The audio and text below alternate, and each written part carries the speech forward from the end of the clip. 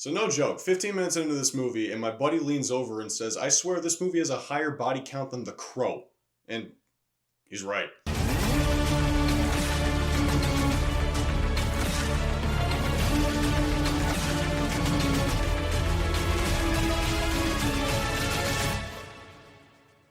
So The Wild Robot is a movie I've been looking forward to for a very, very long time. I remember when that first trailer dropped and I was immediately blown away. I think Puss in Boots: The Last Wish kicked off a DreamWorks renaissance that was mildly interrupted by Kung Fu Panda 4. We're just gonna pretend like that didn't happen. But here we are with The Wild Robot, and this film is absolutely beautiful. Now going in, I was hearing a lot of glowing reviews, and it was looking amazing on every front. You got big names attached to this that I really appreciate, like Lupita Nyong'o in the title role of the Wild Robot herself, Roz. You got Pedro Pascal as a fox. You got Mark Hamill as a bear. You got a bunch of other names that I'm probably forgetting off the top of my head, but it doesn't even matter because not once did I hear these people's voices. I heard these characters and how they sounded. And when the credits rolled and I was seeing these characters paired up with these names, I was genuinely taken aback because if I was ever informed of these names attached to this film, I completely forgot about it. And I was just so enthralled and mesmerized by what was on screen that it didn't even matter and I wasn't thinking about it once. While it may not seem like it, voice acting and on-screen acting are two very different wheelhouses when it comes to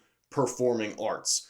Voice actors know how to hone their craft and enunciate in different ways, do different voices, because they have very limited things to help aid their performance outside of what they actually sound like. When you're looking at a on-screen actor, you can get all these minimalist facial tics and just mannerisms that really broaden the performance and make the character feel that much more believable. And more times than not, it's very hard for these types of on-screen actors to do voice work just because they're so accustomed to having that physical element in their performance and they don't really know how to convert that to a strictly auditory form. What did I do?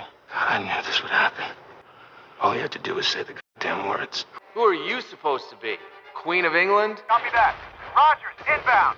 Steve? Rogers? You know what I did? The f***ing back for you! He suffered! He suffered because of you! Uncle Ben. Murdered. I have to find the guy who did it. This is incredible! Am I really doing this? Yahoo!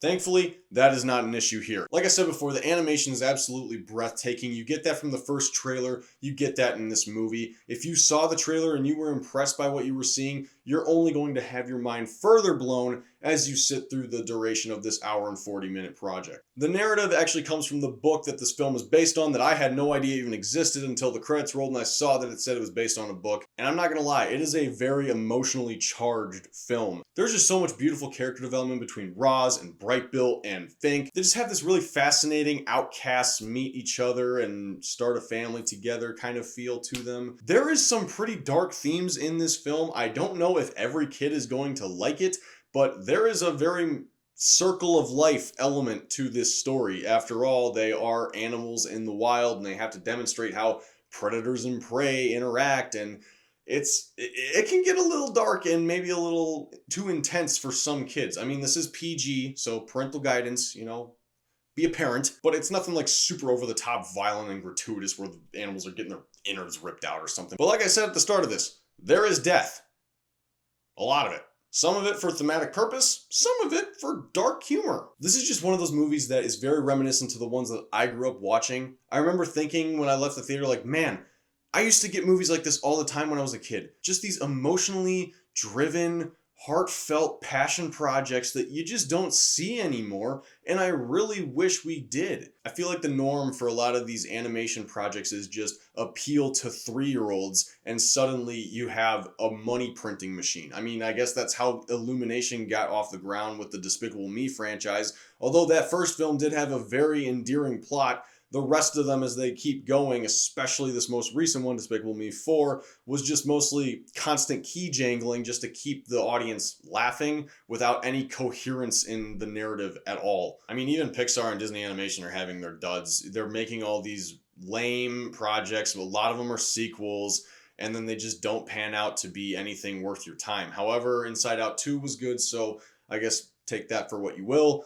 But in terms of an original story, this is one that I think we needed, and it was just such a good film from start to finish. I can't recommend it enough. There were some great animated movies this year, Inside Out 2 and Transformers 1 being some of my top picks of the year just in general, but The Wild Robot is without a doubt one of the best films I have seen this year, and I understand that we got a couple of months left in the year before it's over, but I could easily see this still remaining in my top 3 as it currently is. The thing that stands out the most about this film especially is just how it basically takes those elements of all those movies I grew up with, where they had this rich thematic purpose behind its narrative, and then combine that with the modern technology to create this totally unique art style that is unlike anything you've seen before. We've had movies like the Spider-Verse franchise and Puss in Boots: The Last Wish and plenty of others, I'm sure I'm forgetting the name off the top of my head, that really push the envelope and redefine what animation can be as a medium. The Netflix series Arcane has one of the most unique animation styles I've ever seen in my life,